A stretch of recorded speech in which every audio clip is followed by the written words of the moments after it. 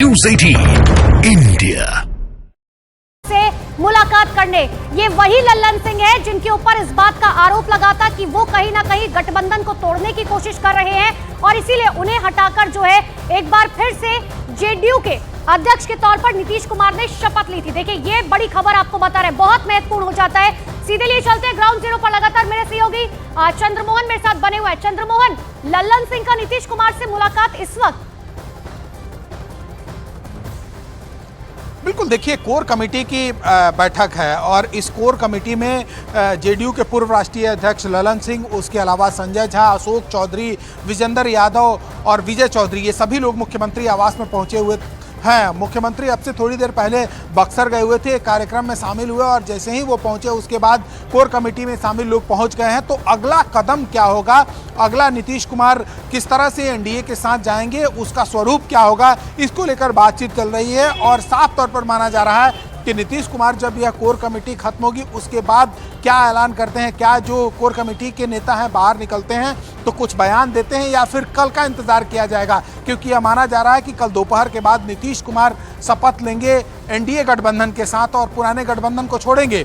तो इसकी तैयारी शुरू कर दी गई है एक अन्य मार्ग में। और साथ ही 3 अधिकारी जो नीतीश कुमार के सबसे खास अधिकारी हैं वो कल राजभवन भी देर रात गए हुए थे कि क्या स्वरूप होगा, किस तरह से शपथ ग्रहण की तैयारी है, इसका भी जायजा लेने और अधिकारियों से बात करने के लिए गए थे। तो ये हुई जेडीयू और एनडीए की तैयारी है। वहीं बीजेपी में भी बैठक चल रही है, बैठकों का दौर चल पड़ा है। तो एक तरफ एनडीए में एक बार फिर से बैठक चल रही है तो वहीं दूसरी तरफ तेजस्वी यादव भी अपने तमाम विधायकों के साथ बैठक कर रहे हैं। लेकिन सबसे दिलचस्प बात यह होगा कि जो तेजस्वी यादव और लालू यादव की तरफ से दावे किए गए थे जिसमें यह कहा गया था कि नीतीश कुमार के लिए तख्ता पलटना इतना आसान नहीं होगा इस बार और वो महागठबंधन को छोड़कर और एनडीए में शामिल हो जाए, क्योंकि जो उनकी बातें और जो उनका वहां पर अपने विधायकों के साथ बातचीत के दौरान की गई थी, जो बातें कही गई थी, वो साफ तौर पर दिखा रहा है कि कहीं ना कहीं आरजेडी भी अपनी तैयारी पूरी कर ली है।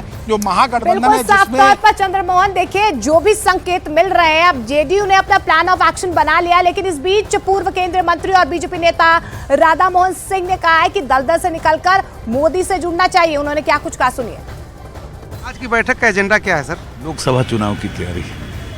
इस सियासी उठापटक की इसमें कोई चर्चा नहीं होगी? क्या सियासी उठापटक, क्या वैसा तो कुछ दिखाई नहीं दे रहा है। हमारा तो पहले से लोकसभा चुनाव की तैयारी की बैठक थी जिसमें सभी सांसद को बुलाया गया है, सारे हमारे पदाधिकारी रहेंगे। अच्छा, एक सवाल और सर कि कई बार आपकी पार्टी के लोगों ने, कई लोगों ने कहा नीतीश के लिए दरवाजे बंद हैं, अब ये कई लोग कह रहे हैं नीतीश के लिए दरवाजे खुले हुए हैं। देखिए, इस देश के अंदर पिछले 9 वर्षों के अंदर मोदी सरकार ने जो कर्तव्य दिखाया है, गाँव को, गरीब को, किसान को, महिलाओं को मजबूत बनाने का जो काम किया है जी, देश को मजबूत बनाने का, देश की सीमाओं को मजबूत बनाने का, और दुनिया के चप्पे चप्पे में मोदी के नेतृत्व में हिंदुस्तान के आदर्शों का जो झंडा लहराया है, तो अब बीजेपी और मोदी देश की जरूरत बन गई। तो नीतीश कुमार भी देश के नागरिक तो हैं?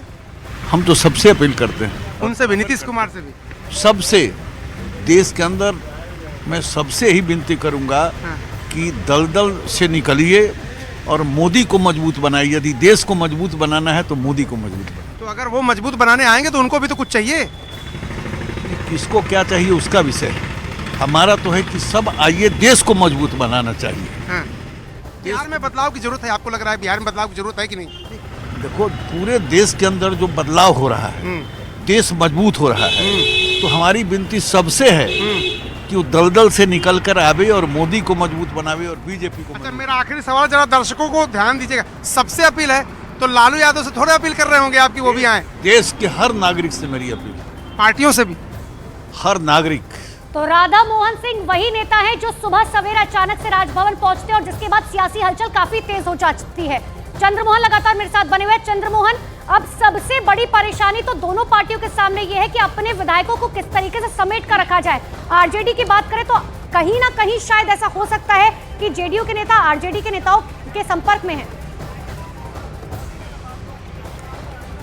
बिल्कुल, देखिए ये कल से ही दावे किए जा रहे हैं और आरजेडी की तरफ से ये दावे किए गए कि जेडीयू के कई विधायक उनके संपर्क में हैं, तो जेडीयू की तरफ से भी ये दावे किए गए कि कांग्रेस के कई विधायक उनके संपर्क में हैं। तो अभी जो बिहार में राजनीतिक गहमागहमी है और जो उठापटक का दौर शुरू होने वाला है, जो राजनीतिक गहमागहमी बढ़ी हुई है, इसको लेकर सभी के अपने अपने दावे हैं। लेकिन सबसे बड़ी बात यह है कि जब नीतीश कुमार यहाँ पर राजभवन में पहुँचेंगे, उस समय अपने दावे पेश करेंगे, उस समय सभी विधायकों का उनके पास कहीं ना कहीं सहमति होगी, उसके बाद वो राजभवन पहुँचेंगे और उससे पहले वो इस्तीफा देंगे।